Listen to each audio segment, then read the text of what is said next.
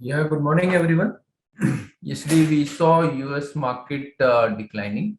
That is mainly driven by comment from Fed, which was indicating that the tapering can be higher, considering that the inflation is increasing, and the earlier guidance of 15 billion reduction can be increased and can be considered in December meeting.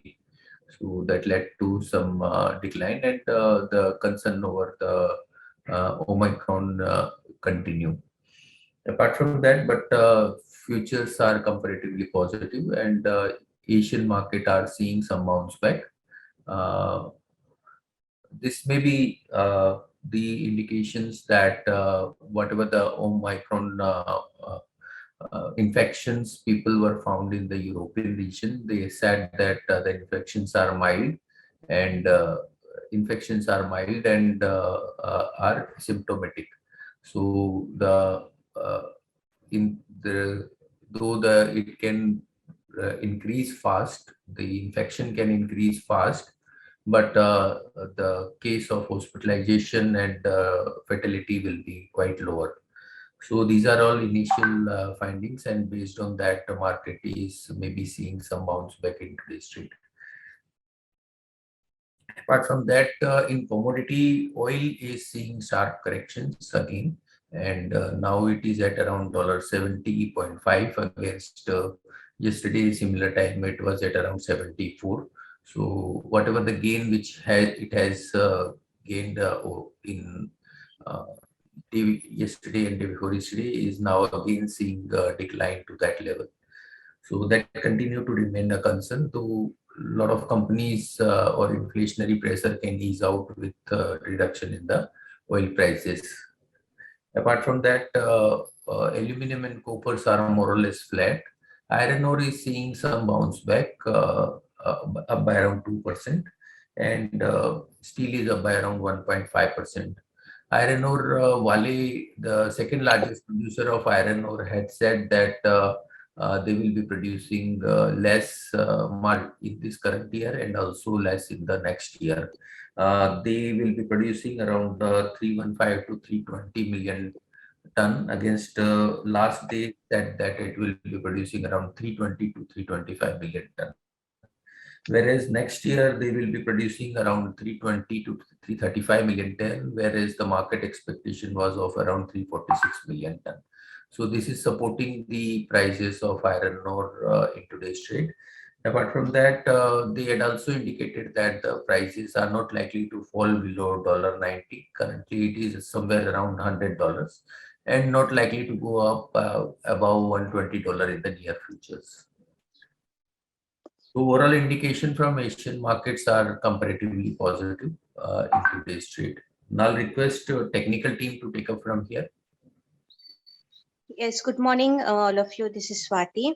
Looking towards the Asian market, we are likely to open with a gap up opening on the Nifty indices above 17,000 level at around 17,040 or 17,050 levels. We are going to open up, and we are likely to witness some pullback rally on the Nifty as well today.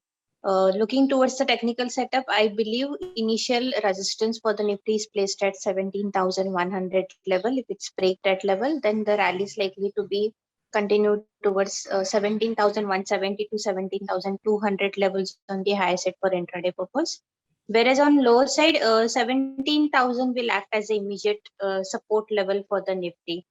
Yesterday, we have seen that the Nifty was just maintained a close up below the 100-day moving average.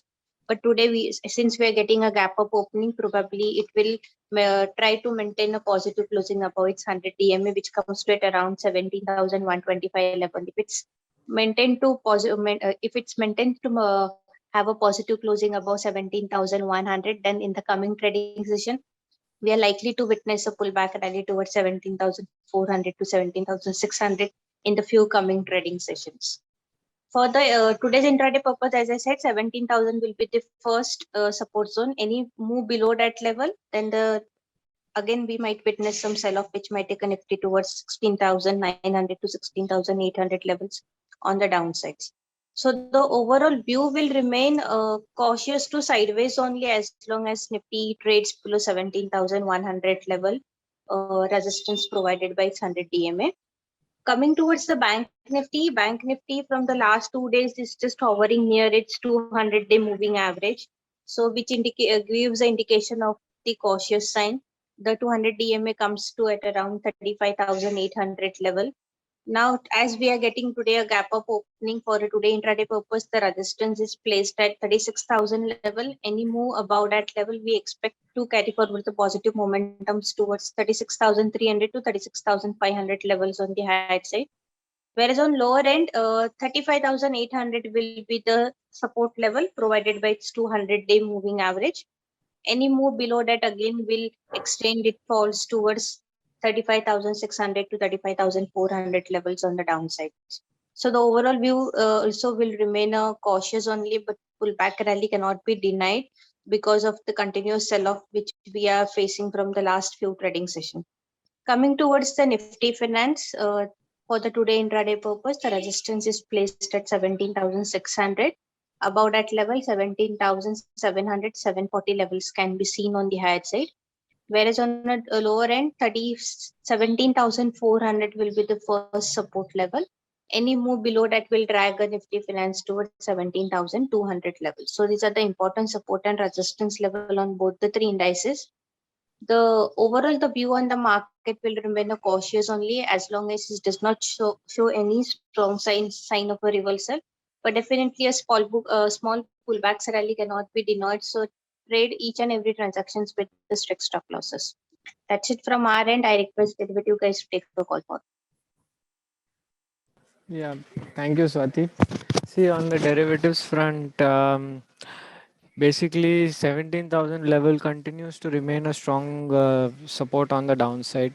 So, on the spot, we have broken the 17,000 levels, but futures, we are still holding the same.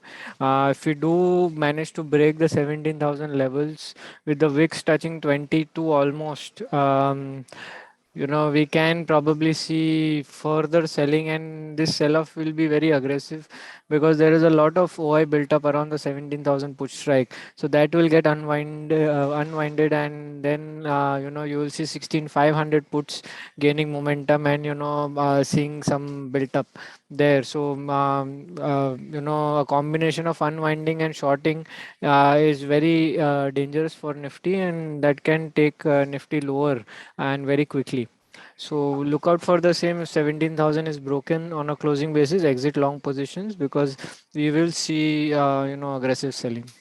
The other indicators are still, the open interest is low in overall terms in Nifty, and PCR is also up below 1, which are both positive. But Bank Nifty, you see open interest in stocks is really high still, and very likely we'll see, Bank Nifty further selling coming in, which is not very good for the index. Um, Now going forward, the stocks, pharma sector seems to have bottomed out, even though it witnessed selling in the last 2 days. I believe it can now again start to move up from current levels. So that is one area where one can look to create some longs. Otherwise, banking looks weak on the overall terms. So banking can be shorted. IndusInd Bank, Axis Bank look the weakest, and they can be shorted for short term. Even the auto sector as of now, it had witnessed some good strong rally, but some shorts have been created on the upside, and looks like it auto sector as a whole can come down. Tata Motors is one stock which can see aggressive selling coming in from the next 2 or 3 trading sessions. So look out for the same. That's it from my side. I like to ask the fundamental team to take over, please. Good morning. So today auto numbers for the month of November will be released. So the expectation is that most of the segments like two-wheelers, tractors, and even cars are expected to see a year-on-year decline of between 5 to 10%. For select companies, the decline will be sharper at around 20%, like in case of Hero and Royal Enfield. On the positive side, CV segment should continue to do well and is expected to grow at 15% year on year. Also, there is news that owing to chip shortage, Maruti has again given the vehicle production guidance for the December month, and it expects that production will be at 80 to 85% of normal levels. This was the similar kind of guidance which they had given for the month of November also. So as such, nothing special. So we remain neutral on Maruti. Thank you. Good morning, everyone.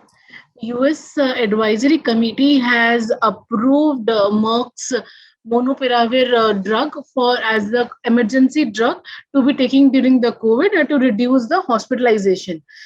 This is positive, this is positive for DVs and because it is a sole API supplier and also for the some of the listed pharma companies like Santorin, which have got the license to produce and supply in India. However, this is just a main thing to note. This is just the advisory committee's decision, and now the FDA main agency would need to approve this drug. However, this brings positive because if the advisory committee has approved, US FDA is likely to go ahead with the approval. So we can see some impact in today's trade. Main is the DVs because it is a sole API supplier. Thank you.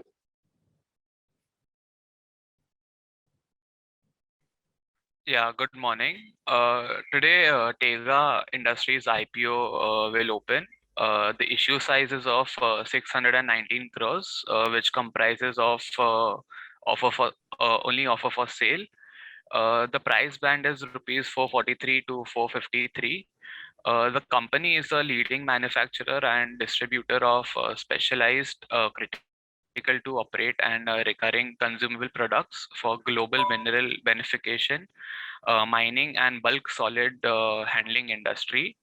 Globally, they are the second largest producers of polymer-based mill liners. The company operates in an oligopolistic market structure with high barriers to replacement. We believe the company is well placed across the value chain of mineral processing as it provides wide range of products and solutions to its marquee global customers.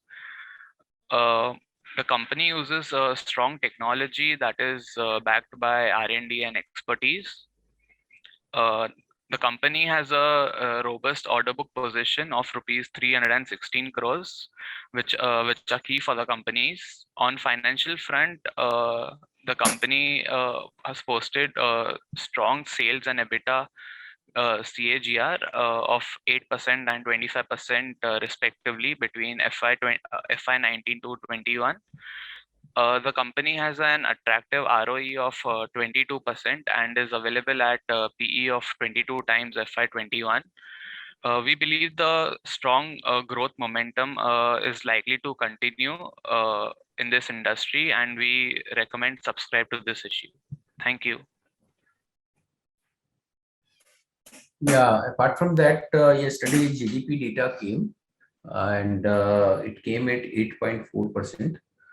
Generally, GDP is a very late data. We already have corporate results of Q2. So as such, do not have much impact on corporate on the stock market. The 8.4% growth in GDP is on the lower base of around 7.3% negative last year, same quarter. And if we compare it with the 2-year perspective, that is FY 19 to 21, then GDP remained more of a flattish as compared to FY 19. So nothing so great growth came.